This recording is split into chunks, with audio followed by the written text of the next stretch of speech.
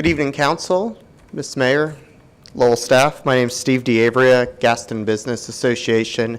Address is 1024 Heatherlock Drive in Gastonia. And first of all, I do want to thank you all for your continued support of the Gaston Business Association and everything that we do with the municipalities throughout here. We know that this is a growing area and a growing community, and all the rising tides will lift all boats. So we appreciate it, thinking outside of the box there. I do want to share some of the evolving trends in downtown North Carolina that you guys may want to consider. And it is the prevalence and the opportunity to establish social districts in the downtown Lowell area. There's success stories right now in Kannapolis, Greensboro, Hickory, Newton, and now Gastonia and Cramerton. And there's compelling reasons for Lowell to follow suit. Locally, Gastonia has recently approved their social district. I have anecdotal evidence of its early success. Cramerton has a modified version, and I feel these are the 5 reasons that Lowell should consider this move. 1, it's an economic boost for local businesses. It creates an environment of an inviting atmosphere that draws patrons to local restaurants, cafes, bars, and shops.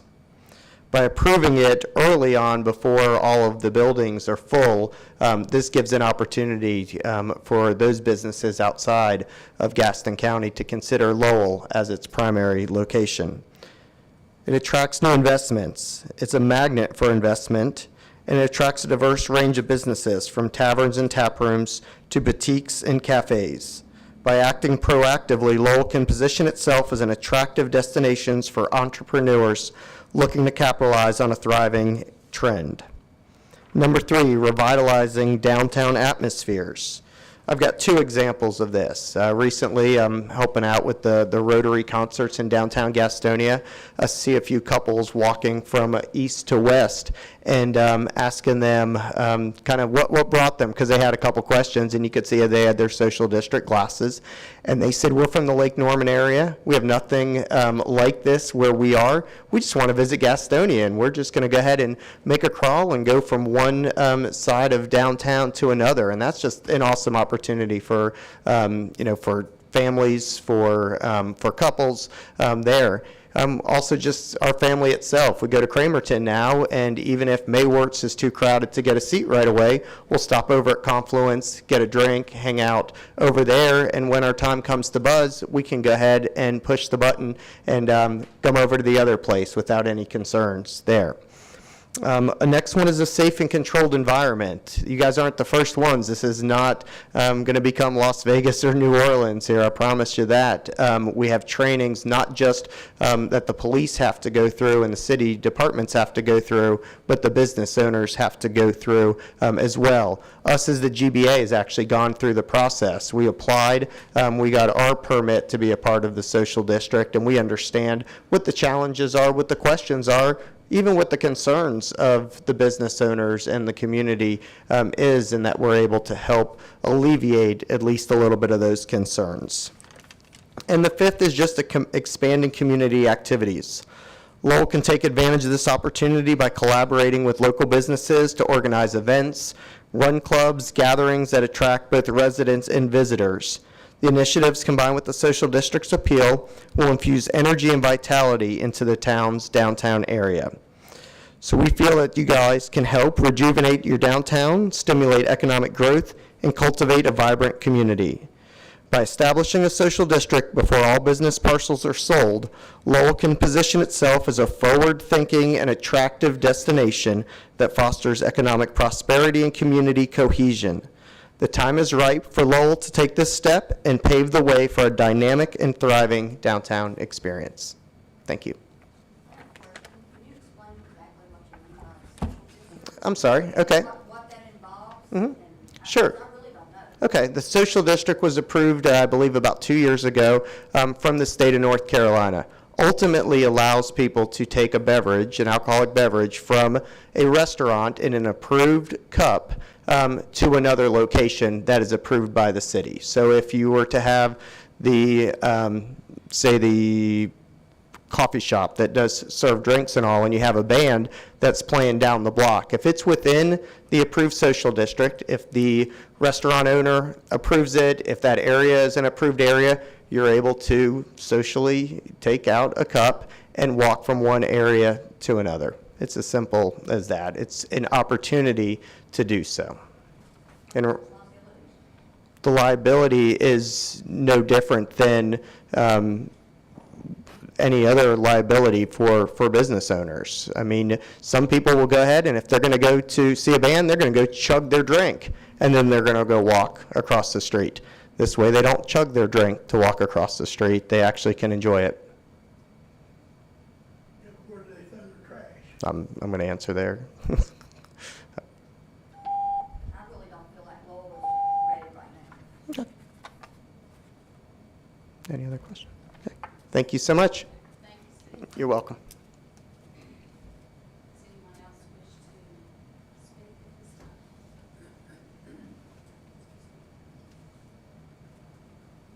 Okay. No, maybe not.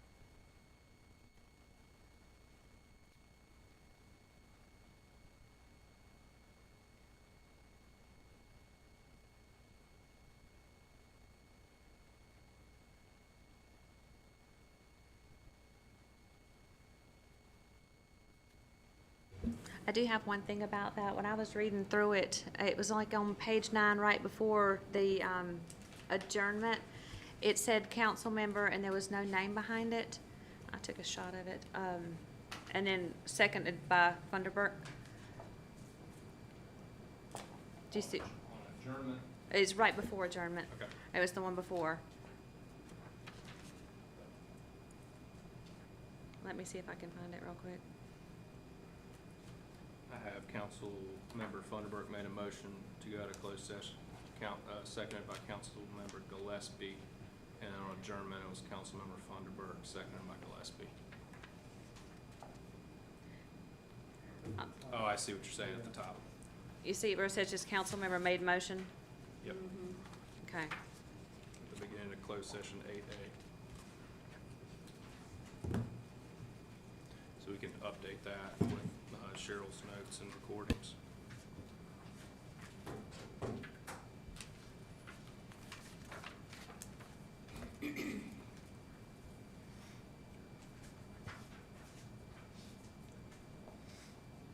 Okay. Any Madam other? Mayor, can I say one other thing? I'm sorry. Well, Lee, let us know. Public Duke Power had a problem 3 weeks ago. They damaged $4,000 worth of furniture, equipment in my house. And I seen for explosion 3:30 in the morning. And I called Duke Power, they hung up on me. So my wife called 911. And after she called 911, they said, well, we'll get on Duke Power for you. They never came out to my house and even checked on us or nothing. Some of my surge protectors caught on fire. And I had to throw them out the back door. But anyway, they tried to tell me, they give me a claim number, file these grievances. Then they come back and told me a squirrel did the damage and they wasn't paying for it. Okay. That's the biggest BS I've ever heard. I'm sorry. I apologize for that. But that was Duke Power then. But what my concern was, is why my wife made a 911 call and nobody responded and came out to our house to see if we were even alive. Well, is that something, We receive a dispatch call, we would respond, they didn't dispatch police. Well, the 911 call was made when my wife made it. okay. Now you would have a call, That's why I said, and, you know, I even went and woke my neighbors up to make sure their house wasn't on fire. This thing, almost 4 o'clock in the morning, it was around 3:30 when it started happening. They were like gunshots going off. I thought somebody was shooting. But the transformer was blowing up. Okay. Scott, to not being at the meeting, I don't feel like I should make the motion to approve the minutes. Okay. I make a motion to approve the minutes for that meeting with the correction, 8A, 8A, 8A. 8A, I'm sorry, thank you. Okay, got a motion and a second. Any other discussion? All in favor? You weren't, so, oh, okay.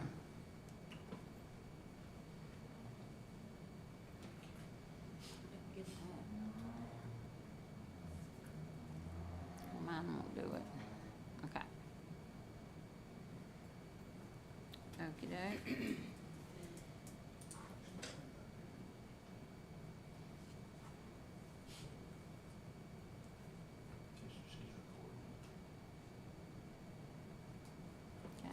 Okay. Okay, moving right along. Next on the agenda is special presentation, 3A. Thank you, Madam Mayor. I just want to take this time to introduce two new, one employee and one fellow with the City of Lowell. Tonight, we've got to go Maya first, Maya Watkins. She is our Lead for North Carolina Fellow from it's a collaborative program through UNC School of Government and the AmeriCorps.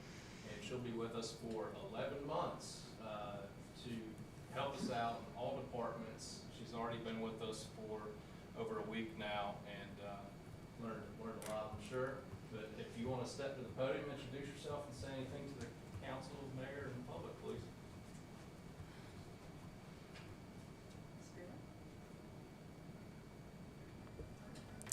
Hello, everyone. My name is Emaya Watkins. I graduated from Wingate University with a major in political science and legal studies. Lead for North Carolina is a program to get recent graduates exposed to career paths in local government.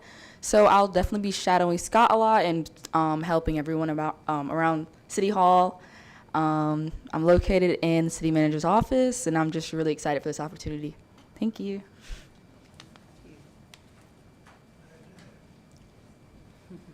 And then, Mayor, next up, we have our Stormwater Administrator, Ms. Jamie Watkins.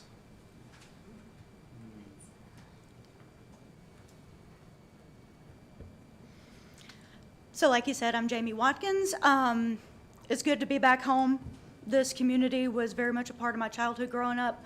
My mother grew up in McAdenville, and so every year I spent a goodly portion of my school summer vacation with my grandparents down here. So this has long been a community that I've loved. I spent a nice chunk of my 20s and my early 30s here. I moved away to Salisbury to get married, and I was super excited when we finally got to move back home. Recently graduated from UNC Greensboro, have a Master of Science in Environment and Sustainability. I am finishing up a thesis on stormwater flooding as it pertains to urban rescue, and we're hoping to get that published in a scientifically reviewed journal. But I am super excited to be here. What's your maiden name?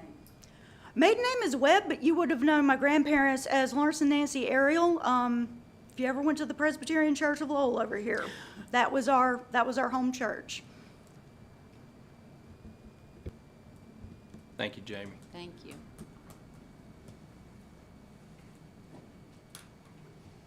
Welcome to you both. We appreciate you being here. Okay, next on the agenda is the consent agenda. You have those in your packages. I just have a question on Parks and Rec for, I know September the 7th is Touch a Truck, and it's a great event. Everybody loves it, and hopefully we can get the helicopter coming back. But my concern is always at 4 o'clock, and kids aren't even, a lot of kids are not even home at 4 p.m. And I was just wondering if there was any way to move it up to like 5 o'clock. I mean, it may be because other things going on that people can't get there, but I know I've just had last couple of years people saying that we could be later than 4 p.m. Okay. Anything else? Okay, so I need a motion to approve. I make a motion to approve the consent agenda.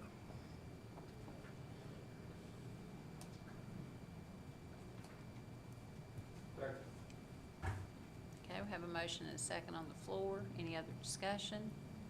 All in favor? Unanimous. Okay,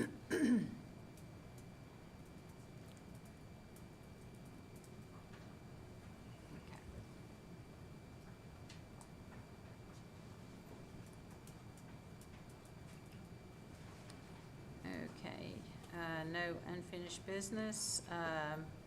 Under new business, we have 6A, proposed amendment to policy for managing utility allocation and extensions, text amendment to more clearly define the fees that are due once a full capacity assurance review has been granted by the city council.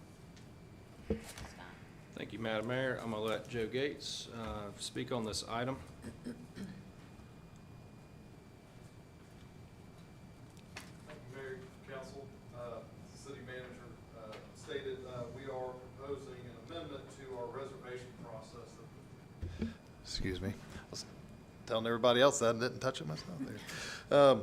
So again, staff is proposing an amendment to your utility allocation and an extension policy. So specifically what staff is trying to do, and it's stated in your memo there, is that the policy currently states that TAP fees are due after the final capacity assurance review has been reviewed and granted by City Council. And in practice, we have always either charged TAP fees and other fees that would have been applicable in practice. But in reviewing the policy, staff thought it would be best to enumerate all the possible fees that could be listed out and be required at the time of that allocation to just more clearly describe and be more clear to the developer and whomever else may be trying to receive that allocation. So in the attachment, you'll see in the policy and starting in subsection E, there's items underlined in red and bold. And those would be the fees that we were adding. So in addition to TAP fees, we would also add the terms system development fees, meter set fees, and any other fees deemed applicable by the Public Works Director within 45 days. So the idea being that, as things go and things change, there could be other applicable fees that would be required. And the idea was that we would take care of that with this text amendment, and then any other fees that are in the fee schedule that's reviewed by council annually, should they need to apply, that this policy would be corrected and able to apply those at that time. And I'll be happy to answer any questions you may have about the amendment to the policy.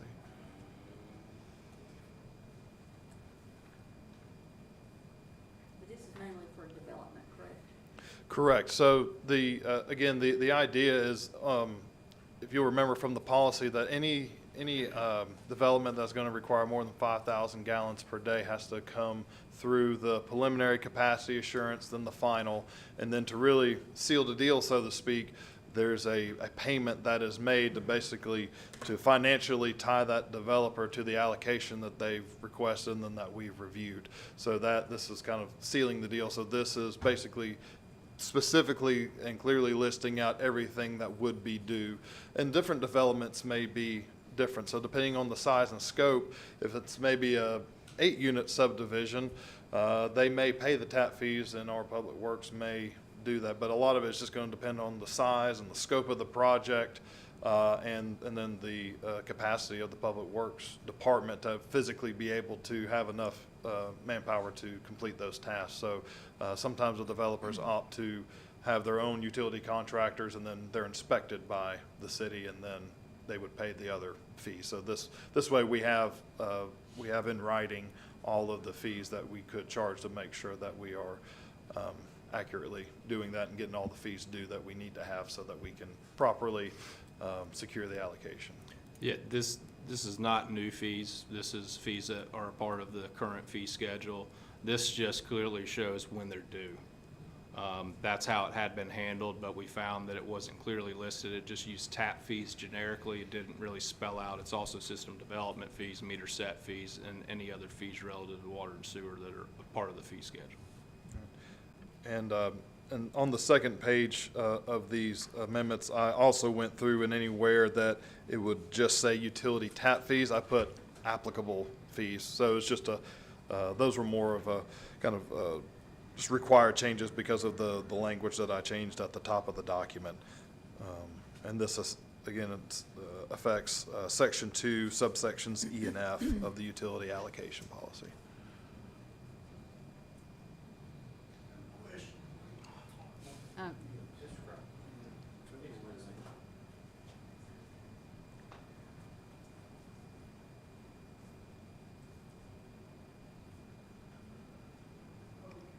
any other questions from the council?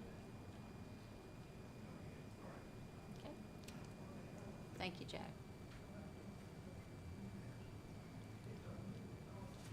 So,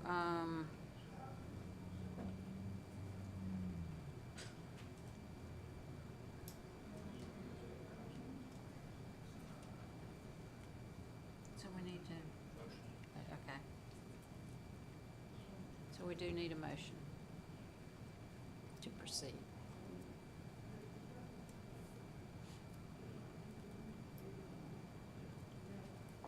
Motion to approve the amendment to the reservation process for the city of Little Policy managing utility allocations and extensions. Subsection 2 on E and F. Second. Okay, have a motion and a second.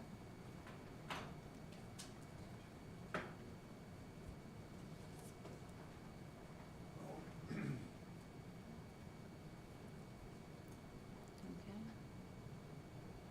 Unanimous vote.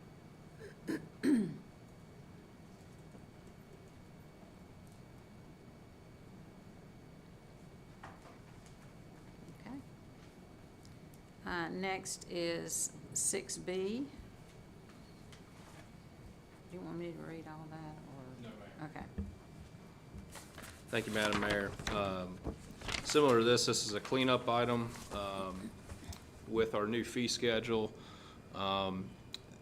We have some current subdivisions that are being inspected and reviewed by the old fee schedule.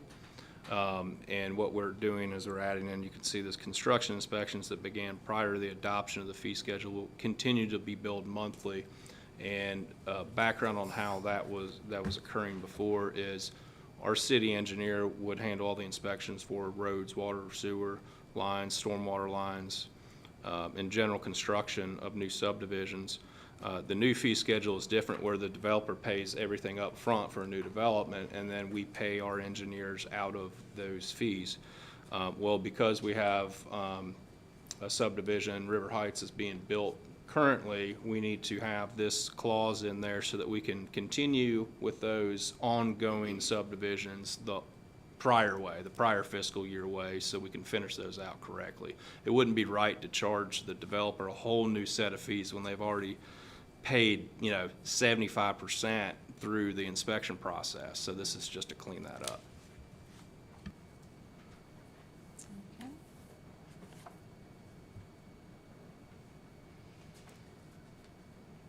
Any questions? Okay, I do need a motion.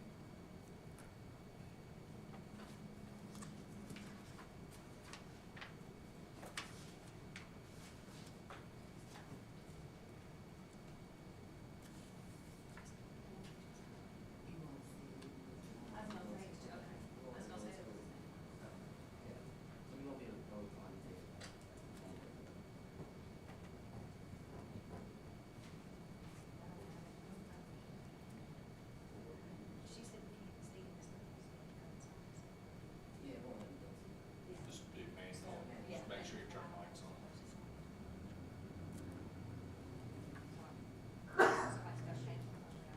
Bless you. Simply motion to approve is fine. Mhm. Read out the agenda. Motion to approve. Okay, we have a motion Second. and a second. All in favor? Okay. Unanimous?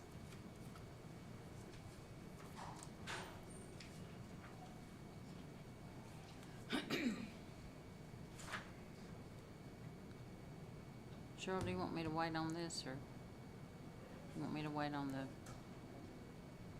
Oh, okay, you did do it? I didn't, okay. I didn't see it change, so I didn't know. Okay. Next is 6C, which is consideration of finance proposals for fiscal year 2024 capital expenditures. Thank you, Mayor. We received two proposals, one from United Financial and one from First Horizon for our capital expenditures. Those are listed in the budget that was approved. In the packets, we listed out those two proposals. And the United Financial came in at a lower rate at 4.24% versus First Horizon at 4.843%. Merely $100 a year, or excuse me, about $1,200 a year in difference there. So staff is recommending that we move forward with United Financial. And Lisa can maybe answer any questions that you all have about that. So there's a difference from the budget, is that what this is? No, ma'am. Okay, I'm sorry, I don't We- have my glasses, so I can't see. We just have to approve the capital financing Okay. for it, But you and said there was a difference of $12,000. between the two bids. Okay. So we're going with the low bidder is our recommendation. Okay. Okay.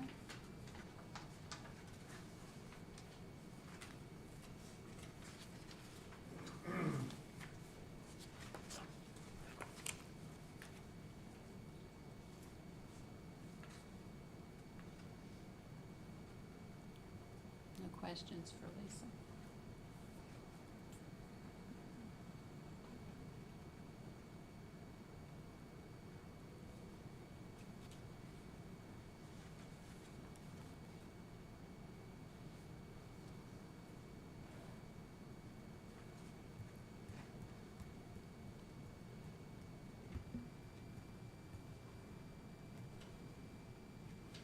Make a motion that we go with United Financial.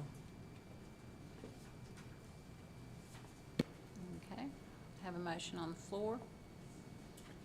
Second. Second. All in favor?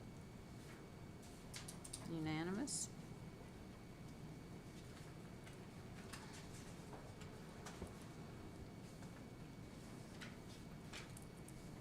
Okay, next is 6D, which is discussion of room occupancy and tourism development tax and establishing the Lowell Tourism Development Authority. Thank you, Mayor. I mentioned this in a former council meeting under my manager report, I believe the last meeting. In 2009, Session Law 2009-429, Senate Bill 80 was passed, which entitled the City of Lowell to establish a travel tourism tax, often referred to as a hotel occupancy tax. We have not since established a board for travel and tourism because we had no hotel. There was no, say, need to all these years. But now we are seeing a increase or even a presence, I suppose, of short-term rentals. You know, the two .coms are the ones that come to mind on a lot of people. There's two in Lowell that I'm aware of at this moment, and I pulled some data on those. It looks like they're at about a 45% occupancy rate throughout the whole year, which is a very good occupancy rate for those short-term rentals. So at this time, the county is receiving some of this tax. They're receiving their maximum, I believe their maximum is 3%. That is what ours is allowed to be as well, as a cap of 3%. Think about when you're at a hotel and you're looking at your receipt and you see that tax at the bottom, a hotel occupancy tax, same thing. So these short-term rentals are managed like that through their portals, and they pay, the homeowners of these short-term rentals, they pay to the county currently. It was brought to my attention about almost a year ago from the Travel Tourism Department at Gaston County that we had a few, and we needed to maybe look at that. So what I've included in the packet, and this is really just for information this month, kind of chew it over for the next 30 days, is some example bylaws that we would likely adopt. Sort of breaks down how we're authorized to do it, the purpose of it, the membership, an example of the membership where it lists 2 ex officio members, a 2, a 3, and another 3-year term. Two of those representing the hospitality industry, and the third representing travel promotions, destination marketing. It is not restricted for those board members to reside in the city limits of Lowell. Often they do not in other development boards because you might not have somebody very knowledgeable in your city limits that is available to offer that knowledge representing the lodging, restaurant, hospitality industry, for example. You'll see also a section about the officers' meetings. Typically that you're required to have 2 meetings per year, and other municipalities' bylaws. And the funds to this will be counted separately, a separate fund for these revenues, and they can only be used for travel tourism purposes. Which could be marketing for downtown music in the park. It could be other advertisements for the city. Some of the things that we're already doing right now, it seems there's a likely revenue stream to offset the general fund to not have to pay that as much. And I think as Lowell grows, as the notoriety of, say, George Poston Park increases, there may be more of these, and I think it's time that you all should consider developing this board. So I've included all this information in the packet tonight so we could begin that. I included, like I said, the bylaws, an example of that 2009 bill that was passed, giving the city of Lowell the authority to do that. We were included with several municipalities in that bill. Some of our neighbors were included, Ranlow, McAdenville, Cramerton as well. So really just for information, I can answer any questions you might have, but we can begin really drafting something for your approval if you'd like to proceed with that. So basically, it's Airbnbs. There's Airbnbs, there's Vrbo is another one. The data that I was looking at, I think, was mostly Airbnb. They would be paying us 3% taxes, plus the other property taxes they're That's already required happening to. separately. Yeah, this is like every time there's a rental. And I rode by one today and I saw a Kentucky license plate at the house. I just wasn't riding by to look at it. I just thought, oh, that's one right there on the corner. I looked and there's one right there. So again, 45%, that's pretty good. Really the optimum that County Travel and Tourism says they're looking for is like 70, 75%. That's great. So 45% is well on the way to that. But just to be clear, though, they are already paying a Property 3% taxes. property tax to the county. To the county. So this is just gonna switch hands from going to the county, from going to Lowell. No, ma'am, the county still will receive, they have their own authority, okay? Just Gastonia as an example, a place with a lot of hotels, a lot of Airbnbs, they levy their.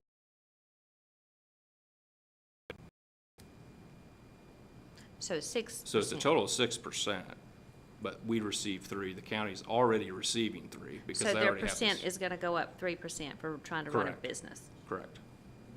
Yeah, for their rental property, yep. So Scott, until we get this board, we won't get the 3%. Correct. Gaston County's getting it. They will get it, they will still get it after, if we were to adopt this. It'd be a total of 3 for the county and 3 for Lowell. That's what I'm saying. Right now, it's just 3 But it for will the come- county. Lowell will be benefiting from that. Correct. And you don't have a board now, so you're basically saying, if we get a board in place, we're starting the ball to roll. And for example, there's been talk of a hotel at Exit 22 in development plans. We hadn't had anything submitted with that, but if we didn't have this in place, Lowell would not receive up to about $100,000 a year from the hotel. Is there any way to differentiate between people that are running an Airbnb versus the hotel?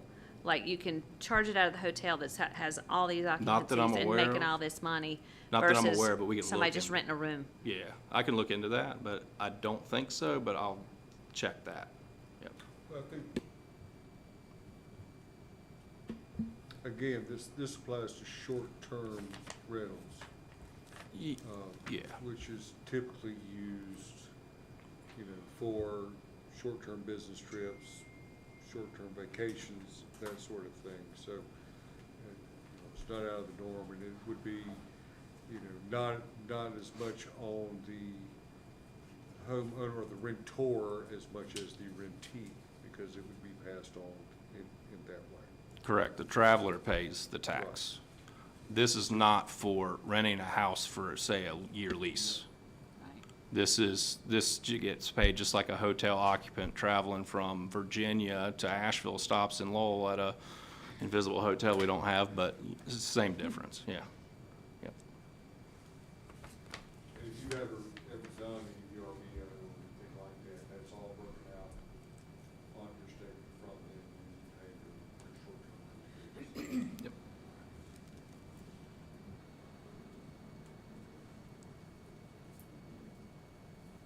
Okay, so,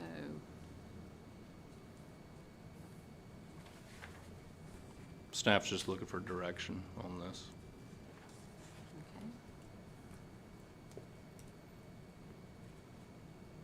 I would consider pursuing this. I agree. Okay. I do. And I could still check into that issue about that, but did that clarify anything? Was it different? Okay. What he said, because I'm thinking it's coming out of the pocket of the person that's just trying to rent a room and make a little extra cash. Nope. So if we're applying that back to the people that are actually staying there, I have no problem with that. Gotcha. Okay. But I'll find out anyway, just so we Okay. know. Thank you.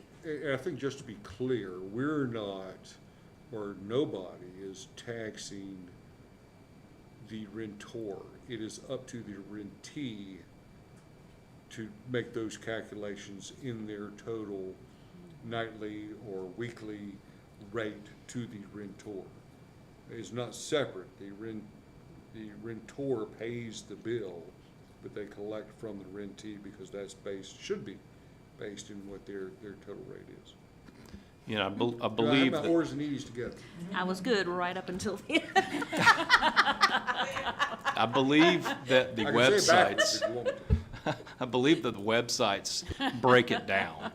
So we'll have to have the communication to them, and we'll use the Gaston County Travel Tourism to help us through that process to make sure that once that tax is levied, adopted by resolution and so forth, that it is on the books and all those properties are updated through those .coms.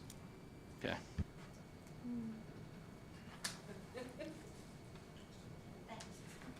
So as long as we understand who's the rentor and who's the rentee, we'll be okay. Okay, so you're good with that, Scott? Yes, ma'am. Thank you. Okey-doke, moving right along. 6E, selection of environmental consultant, City of Lowell, Brownsville project. Thank you, Madam Mayor. I've got this leaflet in front of you. This is the scoring matrix. So staff advertised an RFQ. I know we just did this last month for more general purposes, but this is specifically for the Lowell Brownfield project or any Brownfield project in the future. We're just aware of the one that we're working with now, of course, at 1602 North Main at the chemical plant. So this is to, again, sort of clean up and properly procure our environmental consultants on this. We did have 4 submissions, Labella, Mid-Atlantic, GEI Consultants, and SSC. And staff performed a scoring on this. And Labella and Mid-Atlantic scored just slightly higher.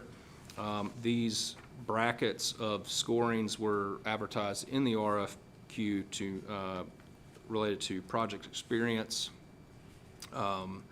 project staff experience, demonstrated brownfield experience in grant writing and administration, approach and understanding of the work, quality of performance on similar projects, and participation of small minority, woman, and veteran-owned companies. And as you can see, those 2 are slightly higher. We have used Mid-Atlantic thus far on this project. that really, I guess, help them in some of those categories, having that specific experience, not that the others aren't experienced, but this specific experience of this specific property. So staff recommends moving forward with those two, Labella and Mid-Atlantic. They would be used for different components of the project. For example, Mid-Atlantic may be more so into the demolition contractor has to do environmental testing out there, abatement. They would supervise them during that abatement to make sure they're doing it to state laws and codes, federal laws, and so forth. Whereas Labella could be kind of more so on the ground inspecting the truck tickets, hauling off material, and just general, I say construction, but it's really demolition activities. So I can answer any questions on that. Absolutely. Yeah, making sure that the contract is being carried out correctly. Describe the difference between Labella and Mid-Atlantic was a 4 and a 5, right? And it says participation of small minority women and veteran-owned. Explain where that 1 point difference came from. Sure. So Mid-Atlantic is the only of the 4 that are a small business. That's 500 and below, Todd, right? So 500 employees and below is a small business. I know that seems pretty big for some of the small businesses in here, but that's what it is.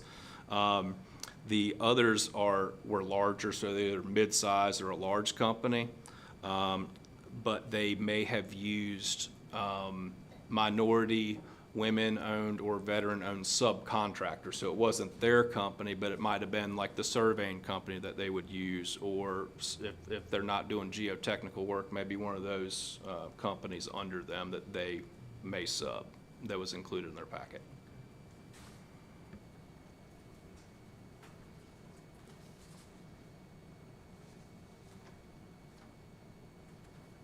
Okay.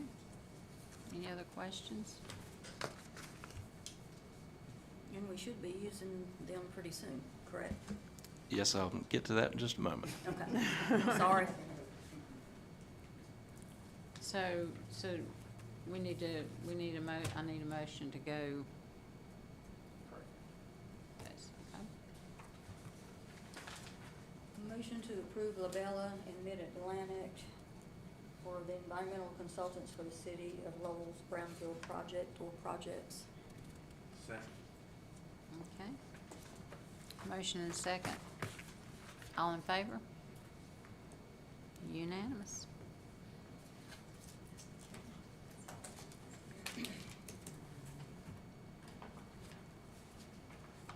Okay, next is reports. John? I don't have anything today. Okay. Scott? Start to call you Kevin.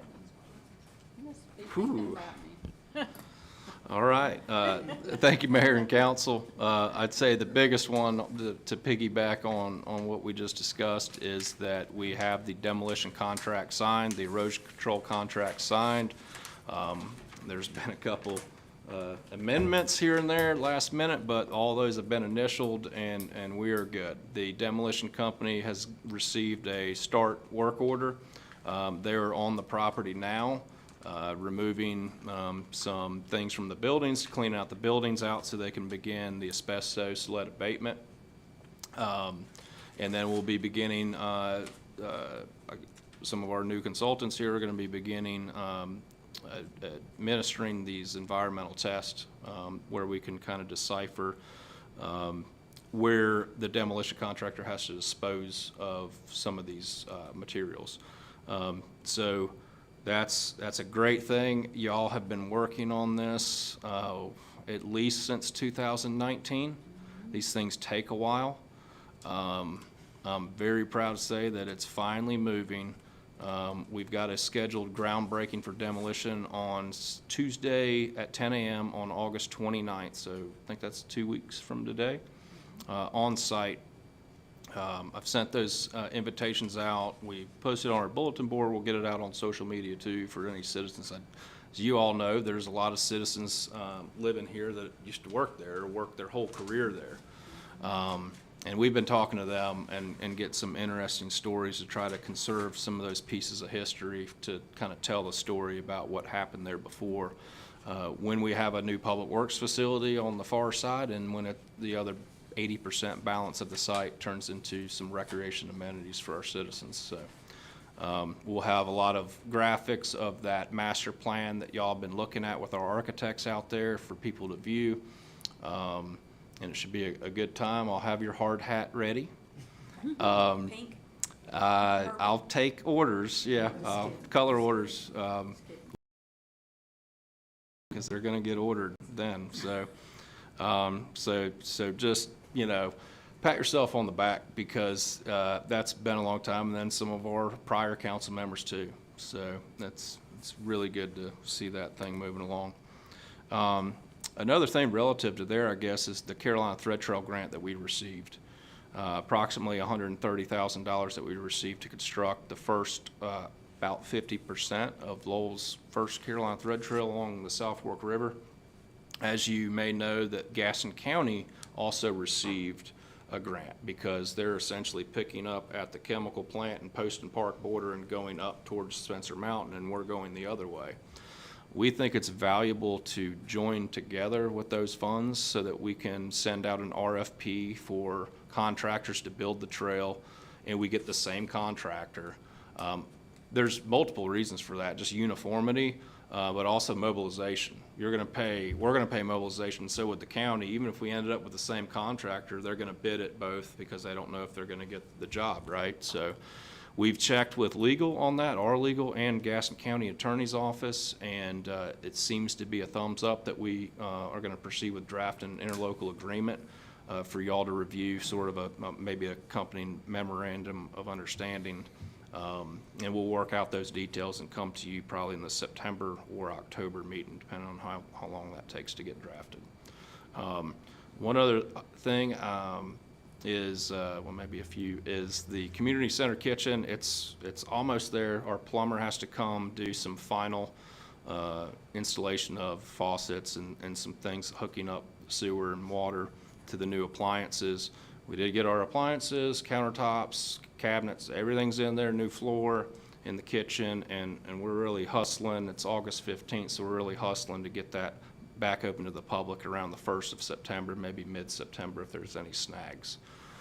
So that'll be great. Remember, next year's the 100-year, it's the centennial of the Lowell Teacherage Building Community Center, so it'll be good to have that behind us and be back open for a little while.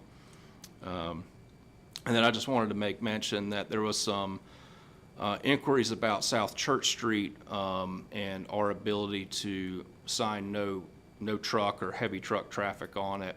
And I did some digging through our code of ordinances that apparently we couldn't find anything in the minutes from 1983 when it was said that we outlawed trucks on South Church, which is a DOT road, which means we cannot regulate what happens on a DOT road. The state has to. We can regulate what happens on city streets. There's two different kinds of streets. There's city and state. There's no county roads. In doing some digging, it even went as far as the Attorney General's office in North Carolina. That will not be upheld by NCDOT if there even was a resolution to add South Church Street to a no truck list by city code ordinances. We were never legally allowed to do that. So I just wanted to clarify that, and there has been a couple instances related to traffic and everything about speeding. Jeff, I think you're on your third location of the portable radar detector, so we can get the data. So when you see that radar detector, what it's doing is it's logging every vehicle that goes by it at the speed, the time of day, and everything. And he goes by there, or one of the staff of the police department, and they pull that data sheet out. It's basically like an Excel file, and we can run graphs and show you peak times of those problems. And the reason why we have to do that is because we do have a speed bump policy in the city. Traffic calming device is really what it's called. And it tells us we have to first get the data of what's really happening out there, and then we pull that data and then we follow the policy. If it triggers that it goes to this way, that goes to A or a B. If there hasn't been speeds of over X, then it stays as an A. If it goes to B, meaning there are more speeders, then what we do is we meet with the neighborhood. We meet with the property owners or renters, whatever it is, around that complaint area, and we ask them, what do you think is gonna benefit the most? We take that into consideration. I get all that data back from the police department, and I generate a report to you all, and I bring it to you in a council meeting. We say, hey, yes, there is a problem here. We do recommend, and the neighborhood concurs, of, say, doing one speed hump here and one speed hump here, for example. So we are, the chief just met with a concerned homeowner, and we're moving that radar over there next. And then after then, Grove Street is next on that list. And yes, Grove Street is a state road. We cannot, again, we cannot say what vehicles can drive on there, and we can also not put speed humps on a state road. It's illegal. And that's all I have. Thank you.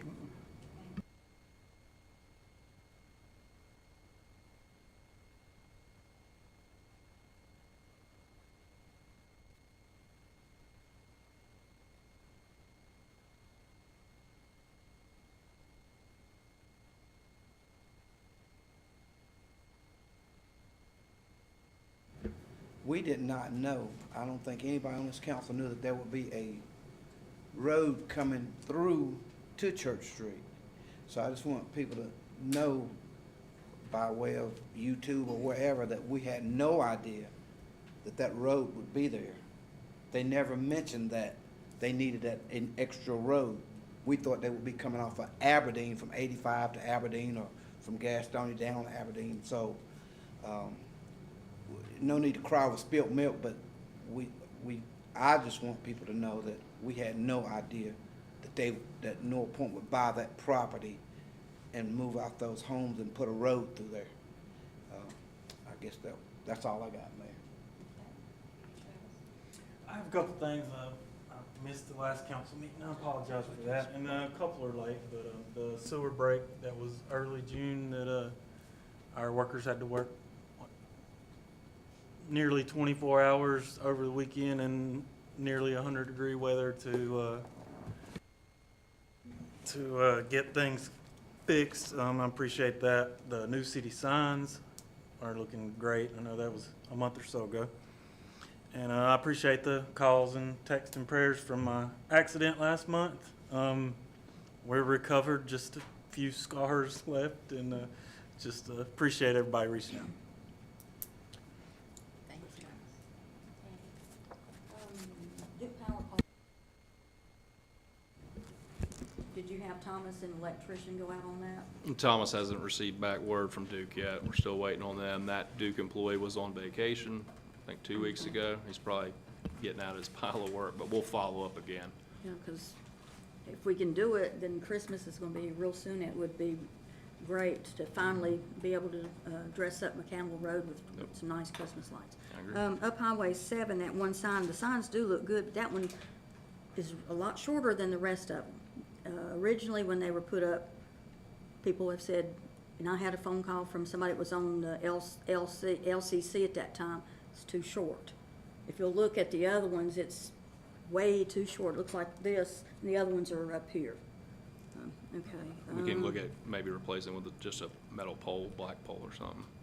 Up here. At Yeah, the up Old on Oak far Windows. side of 7. Right. And also, I've gotten messages, a couple phone calls, a couple Facebook messages. There's a rumor possibly about a tattoo salon.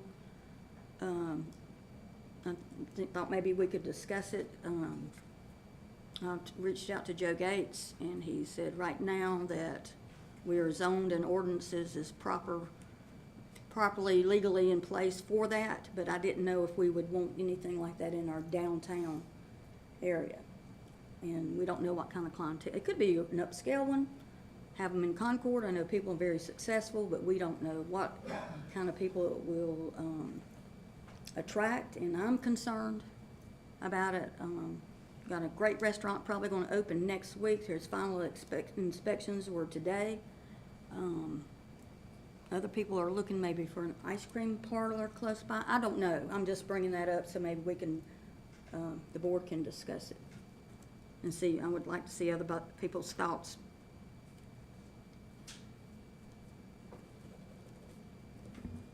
My thoughts to that is, I'm tired of seeing buildings in law, and you know, if it's legal, the zoning is set in place, then just gotta Well, that's with it. true, but there's other zoning been in place before that we did not want in our downtown area. Car lots, churches, beauty shops, and we've gone back and changed all that, but we all discussed it.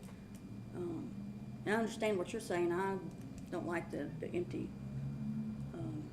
the buildings either, but I want the right thing for our downtown. And to be honest, I don't know what that is, but I don't know. I'm just kind of concerned. And when citizens reach out to me, that's my job to bring it and discuss.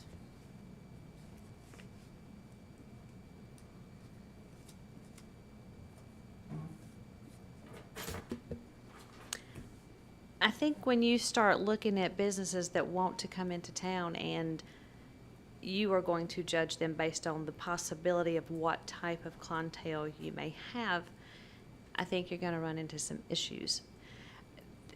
There's any business can come in here and all of a sudden develop any kind of clientele following. I think you have to be careful on the lines of being, what's the word I'm looking for? Discrimination about certain things. I, for one, have tattoos. I have no problem with tattoo parlors, and I have sat in them. I've not had issues in them, and it's kind of like when you see a gang of motorcycle riders going down the road, all of a sudden they're bad people, and some of them are really, really good people that give a lot to charities and everything else, and I don't think you should judge a business. Those guys are artists. They work hard for their money. They spend a lot of time training and working under other people to learn their trade. And I don't think we should just turn our noses up at a business simply because we personally do not like tattoos or we are afraid of what it's going to bring. I just think we have to be real careful with that. That's just my opinion. Thank you, and I appreciate you saying that.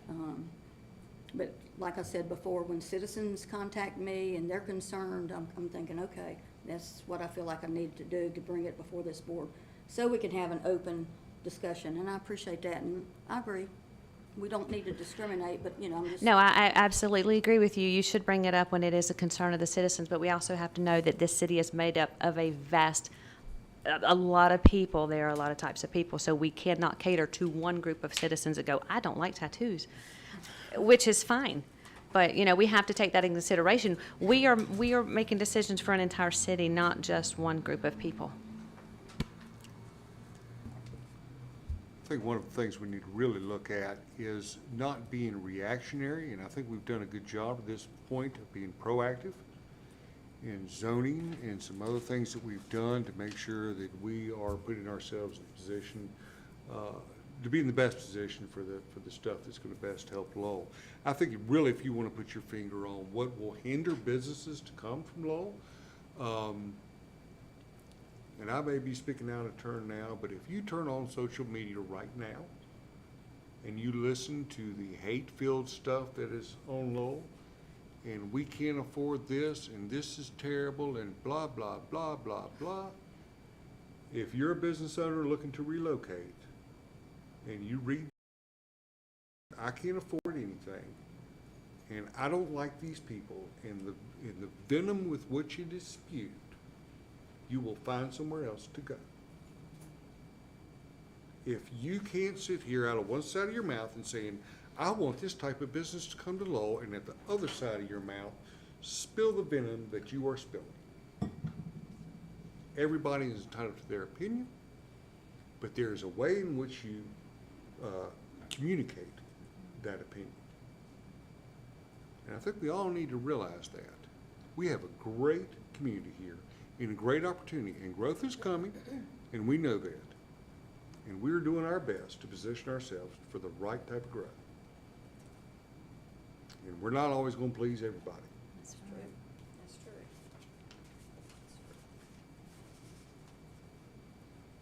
anyway, my question is, and I don't know that there's an answer to this, as Duke Power has contracted all this utility line work throughout the city, throughout the county, actually, Mr. Attaway, is there a way to find out, is there a timeline that they put out to the Datacom people to sitting there to the new poles so we can get rid of that old stuff? Or, hey, AT&T, you buried fiber here, you don't even need this stuff up in there anymore, take it down? I mean, I'm sure we probably don't have any say in any of that, but it would be nice to know what the plan is for all that. I can find out more information, but what I was told by my local government contact at Duke Power is that, you know, some of those poles aren't Duke's, and they are the other, you know, say, telephone or other companies' poles. And it was told by one of the construction workers to me that they take a long time to remove their assets off, and but I can maybe reach out to those companies and get more of a timetable for you. I don't have it tonight. I think we experienced that when we had that wire that hung out here on First Street for years. Trying to get it moved. Nobody wanted to claim it. But in just making a comment to what, you know, we were talking about with the tattoo parlor or any business at all, I think we need to be careful that we don't alienate our city, you know, trying to dictate or be dictators as to what we want or don't want. Tattoo parlor, ice cream shop, people that are have diabetes might not want an ice cream parlor because it'd be too much of a temptation. I don't have any tattoos, but that's my preference. You know, not that that makes me any better than somebody that has total, you know, body tattoos or whatever. It's to each person their own. But that's just all I got to say about that. Did you have anything else? Because you kind of got, No, it's okay. No, Okay. it's fine. Phil, did you have anything else? Joanna? I do, and it's kind of like on the same lines with the tattoo parlor. I think and this is a pat on the back for our police department. I think what you allow in a city will stay and will come. And I think our police department does a tremendous job on taking care of crime that is going on. They do respond to calls regardless of what is said. They do come out. They do patrol. I see them all the time going by the house and I work a lot, so when I'm home and I'm seeing them. So thank you to our police department. Thank you for the job that you do.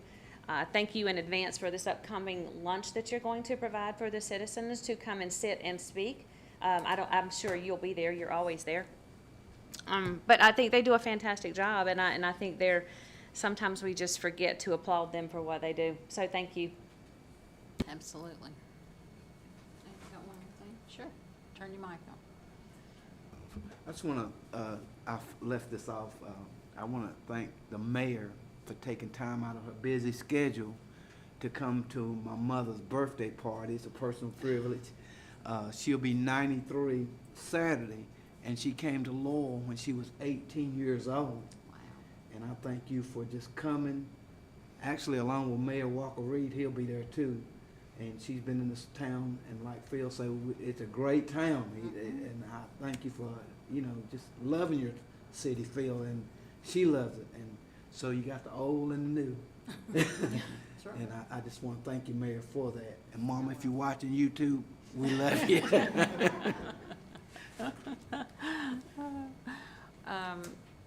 Well, I just want to say, with the York, well, we used to call it Crompton and Knowles, so I mean, Yorkshire, America, I think was the last name of it. People that have been here most all their lives. I moved here in '75, so I've been here for a long time. But people that have lived here all their lives, were born and raised here. Tuesday, the 29th. That's, I said in response to one of Scott's emails, when he sent the invitation out, I said, "Oh, happy day." Because it is gonna be a happy day. Jim, you worked down there for many years. I mean, I know it's probably gonna be emotional for a lot of people that spent their whole career there, but it's gonna be a happy day because, you know, with it being closed, it was just an eyesore, and it's been an eyesore for years. So I'm just so excited, and I'm so thankful to this board and to Scott and to anyone else, even not in town here, that helped with this process of getting this place removed. Is wonderful, and I'm so excited about it. It's just a good thing, very good thing. But that's all I have. I think everything else was covered, and I appreciate you guys all being here, and I appreciate you all being here, and guess all I need is a motion to adjourn. If we don't have anything else. Motion to adjourn. Motion and second, all in favor? Thank you. Thank you all for coming. But we're not gonna kill you.